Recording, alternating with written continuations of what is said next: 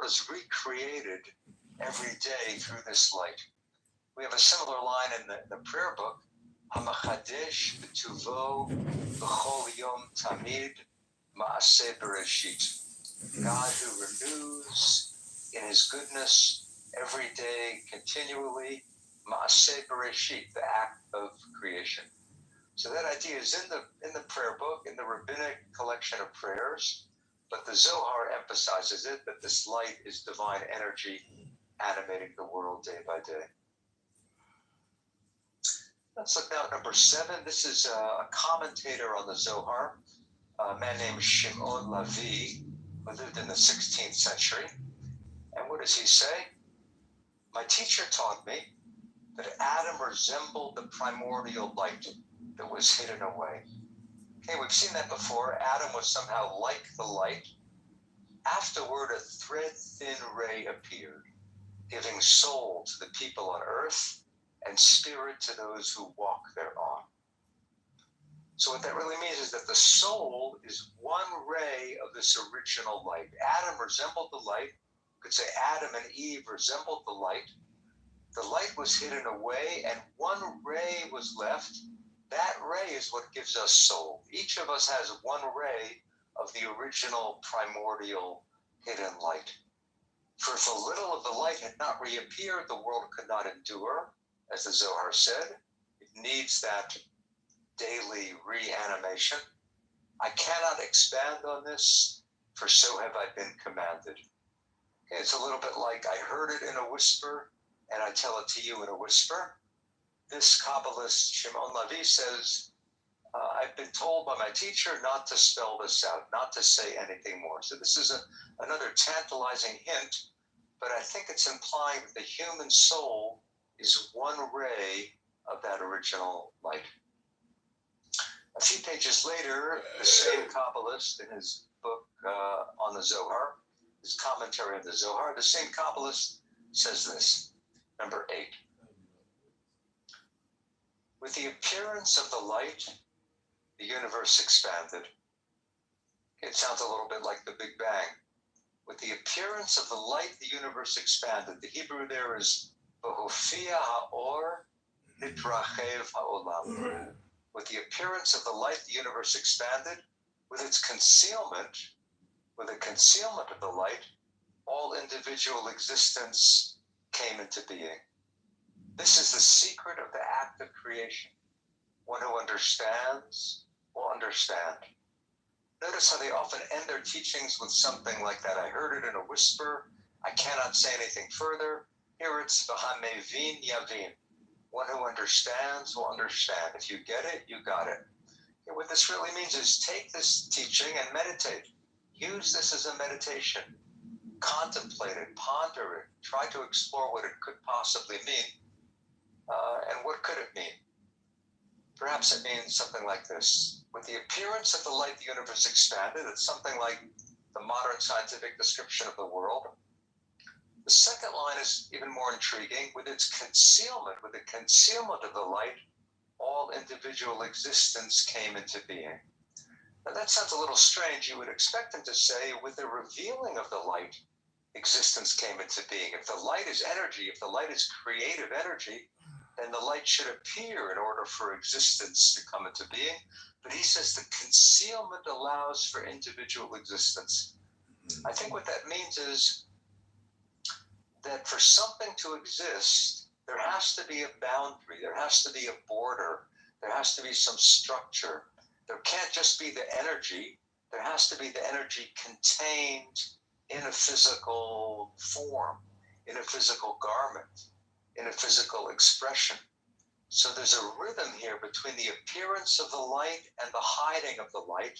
One without the other will not really be enough. You have to have the light, but if you have just this explosion of light, just this expansion of energy, really going back to science, going back to the Big Bang, if you only had the expansion of the universe, things would never form. Galaxies would never form. Galaxies cannot form until gravity comes on the scene, until the expansion slows down, until that energy can take form can turn into material particles, into elements, into matter.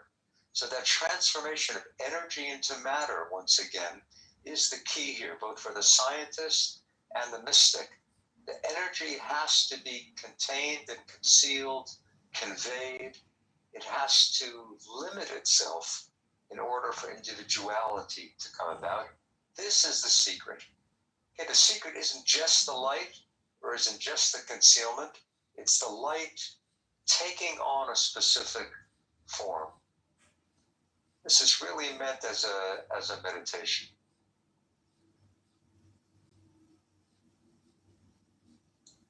Well, we'll talk about this more when we move to the discussion. Just one more passage for now. This is from Moses Cordovero, who was a very prolific Kabbalist who lived in the 16th century. And look what he says. When powerful light is concealed and clothed in a garment, it is revealed. That may sound strange, but just be patient. Though concealed, the light is actually revealed. For were it not concealed, it could not be revealed. Okay, I realize this may sound very illogical, but now Cordovero is going to explain. This is like wishing to gaze at the dazzling sun. Its dazzle conceals it. For a person cannot look at its overwhelming brilliance, right? You can't stare at the sun. If you stare at the sun directly, you'll go blind. The radiation is too powerful. The energy is too much. So how should you approach that? Yet when he conceals it, looking at it through screens, he can manage to see with his eyes and not be harmed. Okay, the only way to look at the sun is to look through a screen, through a filter. Then you can handle the light. Then the light won't be destructive. So paradoxically, by concealing the light partially, by filtering it, by hiding it to a certain extent, it actually becomes revealed. If there's not concealed at all, it's not revealed, it just will melt you away. So to see and not be harmed, you have to conceal it somewhat. So it is with emanation. Emanation means how God flows and becomes the world. So it is with emanation, for by concealing and clothing itself, it reveals itself. So what is he describing here? He begins by talking about the sun because he wants us to have something we can hold on to. But he says, so it is with emanation. This also applies to how God creates. God creates by concealing his own energy, as we saw before with the talit.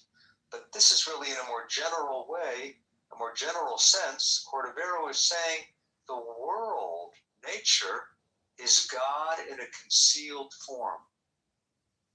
To experience God directly without any filtering, without any concealment, would just be destructive. We couldn't handle that primal nuclear energy.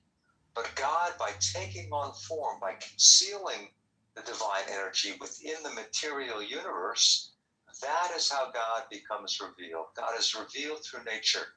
God is revealed through this process of revelation and concealment. Okay, there's a lot there, and let's turn to a few questions, and that will help me to spell it out a little bit. I see there are a lot of chats, so let me ask one question, and we'll get to the chat. So great. So there are different views about God and God's relationship to the world. The view about God creating light, and then light then sustaining us, creating that power source, whether we experience it through nature. Isn't that saying that God had basically created in one period of time, created this relationship with us, but that is not necessarily in an ongoing relationship with us, because he created doesn't say that he creates light every day. It says God, he or she or they, created light once, and that light is what is like a nuclear energy source, and it's just created, it's there, and that's what keeps feeding the universe, as opposed to ongoing relationship with God. Is that meant to say something like that, or is there I would say, in terms of the world existing, the world exists because that light reanimates the world day by day, but the light is also within each of us, right? We are also a material creation. So if we're matter, we are also energy. somehow that light or that energy is locked up within us. So the challenge is to unlock that divine light within us. It's not that the light is just out there in heaven. The light is within each of our cells. The light is within each of our bodies. And the challenge is to contact that light, not to, be destroyed by it, but to gradually cultivate some relationship with that divine element within. I know people are, one of the challenges with having chat open, and I know that from many programs, is if I keep it open, it does disturb some people because it keeps popping up when they're trying to concentrate. So I believe you can turn off your chat. If you're being bothered by chat, you can turn it off. But for this particular program, I left it on so people can share their thoughts as we go and share their questions. So I apologize, but that's how this particular program is running. Okay. That being said, we do have people's notes. I don't know if you've had a chance to look at them. Yeah, I see one. Let me respond to one from a friend I know from many years ago, Neil Eisenberg. Is there something to be said about a relatively recent understanding that there are countless galaxies, each with a black hole? Yeah, there's so many interesting parallels between cosmology and Kabbalah. I think it's important to respect each field on its own and not to totally synthesize the two, not to have one melt totally into the other, but there's some fascinating parallels. And black holes were only discovered, within the last century. But now it turns out that there are most likely black holes within every sizable galaxy. There's certainly one right at the heart of the Milky Way galaxy. And the parallel here in Kabbalah is that the ultimate level of divinity is called nothingness. Right? It's nothingness, but it's a creative nothingness. As cosmology speaks of creative vacuum, the world came into being out of the primordial vacuum, according to cosmology. And Kabbalah says that God emerged out of nothingness. Now, this nothingness is not a total blank, just as the vacuum in science is not totally empty. There are virtual particles there. In Kabbalah, this no-thingness or nothingness is a creative, chaotic source within God, out of which everything exists. So there's a bit of a parallel there. Someone mentioned inflation, and that the current popular theory of inflation, that the universe expanded at a tremendous rate at the very first microseconds. That is certainly true, but the theory of inflation also then involves gravity at the next stage. Without gravity, without the energy slowing down, without the energy beginning to take shape, nothing exists. So that, I think, is parallel to the revealing and the concealing. I do want to say that Marcy had a note tying the light into after Moshe meets with God and comes down from Mount Sinai, and he has the light emanating from his face. Yes, that's fascinating. So Moses encounters God directly, and even that encounter is too much for the people to bear. Moses can't come down with his face fully radiant. That would be destructive to the people.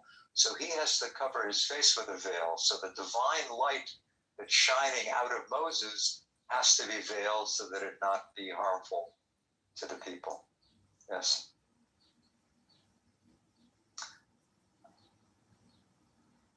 Yeah, could the Kabbalah understanding the concealment, the revelation of the light compared to the fact that observable matter reveals the existence of dark matter? Right, you have cosmologists speak now about dark matter and dark energy. Dark matter is something that we cannot measure exactly. We don't really know exactly what it is, but we see its effect. We see its effect in how it's increasing the speed of stars whirling around the center of galaxies. So the dark matter is interesting. Dark energy is maybe even more interesting. Dark energy is also something that is indescribable and very mysterious. But according to cosmology, dark energy is what is causing the universe to keep expanding, right? That initial expansion was slowed down, but now the expansion seems to be increasing, and that's fueled by what's called dark energy. And there's a parallel in the Zohar. The Zohar speaks of a spark of darkness, both Sina de Kardinuta. that spark of darkness is what stimulates the divine process of flowing, of emanating. Another question that's come up by a few people is the concept of Tzimtzum, God contracting. Is that tied into this concept you're talking about, light? Yeah, Tzimtzum is very interesting. We've been looking at the Zohar and the commentaries on the Zohar. Tzimtzum has its roots in early Kabbalah, but the way it's usually referred to is in terms of Isaac Luria. Isaac Luria was a great Kabbalist of the 16th century.